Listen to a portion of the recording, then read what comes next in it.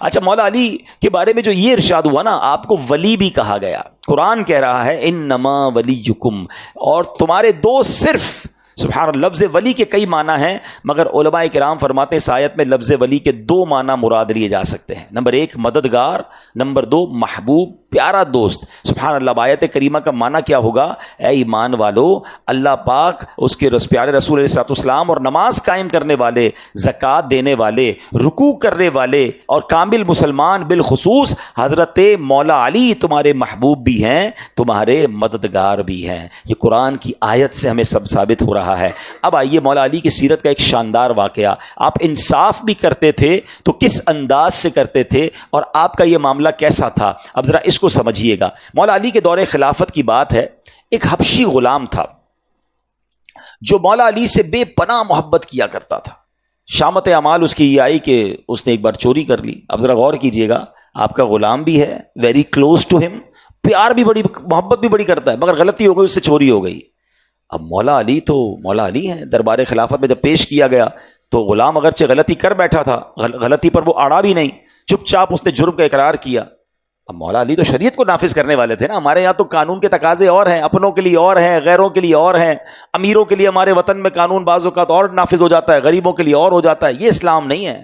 اسلام سب کے لیے برابری کا حکم دیتا ہے. اللہ کرے کہ یہ مساوات اور یہ جسٹیفیکیشن جو ہے ہمارے یہاں بھی آئے کہ جو قانون ہے اس پر پراپر غریب امیر سب کے لیے ایک ہو. مولا علی کا خاص غلام، آپ سے محبت کرنے والا، ہو گئی چوری، اور جب پوچھا گیا تو کہا ہاں میں نے غلطی کر لی ہے، ہو گئی مجھ سے غلطی. تو مولا علی شیر خدا نے حکم دیا کہ اس کے ہاتھ کاٹ دیے جائیں. ہاتھ کاٹ دیے گئے. اب سنیے گا، اب وہ غلام کٹے ہوئے ہاتھ کے ساتھ واپس جا رہا ہے. اچھا یہ واقعہ تفسیر کبیر میں موجود ہے، یاد رکھیے گا. تفسیر قرآن کے ضمن میں یہ واقعہ لکھا ہوا ہے. وہ ہاتھ اس کا کاٹ دیا گیا. جب وہ ہاتھ کٹوا کر غلام واپس جا رہا ہے، کٹا ہوا ہاتھ بھی ساتھ ہے اس کے، ٹھیک ہے نا. اب تکلیف کا عالم سوچیں، شرمندگی کا عالم سوچیں. ساری دنیا کو پتہ چل جائے گا کہ ہاتھ کٹا ہوا، اٹ مینز چوری کی ہے. سلمان فارسی رضی اللہ عنہ راستے میں مل گئے، اور ابن قوا رحمۃ اللہ تعالی، دو بزرگ تھے. تو انہوں نے پوچھا کہ تمہارا ہاتھ کس نے کاٹ دیا؟ تو بڑے ادب سے کہتا ہے امیر المومنین یعصوب المسلمین، یعنی مسلمانوں کے رئیس اعظم مولا علی شیر خدا نے ان کے حکم سے میرا ہاتھ کٹایا.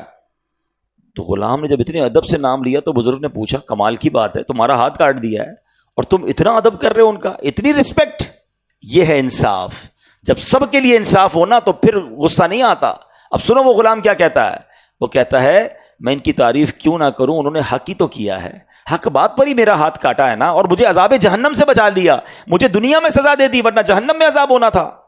سیدنا سلمان فارسی نے جب یہ باتیں سنی تو سارا ماجرا مولا علی کو جا کر عرض کیا کہ حضور آپ کا غلام تو کمال ہے، آپ نے اس کا ہاتھ کٹوا دیا، وہ باہر جا کر بھی آپ کو دعائیں دے رہا ہے، وہ باہر جا کر بھی آپ کو اتنے زبردست الفاظ میں یاد کر رہا ہے. سبحان اللہ. تو مولا علی شیر خدا نے پھر اس کو بلوایا، اس کا کٹا ہوا ہاتھ بھی ساتھ تھا. اللہ اکبر. آپ اللہ کی عطا سے ولایت کے اس مرتبے پر فائز ہیں. علماء کہتے ہیں آج بھی کسی کو ولایت ملتی ہے تو مولا علی کے در سے ملتی ہے. اب مولا علی نے کیا کیا، اس کٹے ہوئے بازو کو جوڑ دیا، اس کے اوپر اپنا رومال ڈالا، کچھ پڑھنا شروع کیا، اور جب کپڑا ہٹایا تو غلام کا ہاتھ بھی جڑا ہوا ہے، اور ایسا جڑا ہے جیسے کبھی کٹا ہی نہیں ہے. تو یہ اللہ والوں کی شان ہوتی ہے. مولا علی شیر خدا. سبحان اللہ.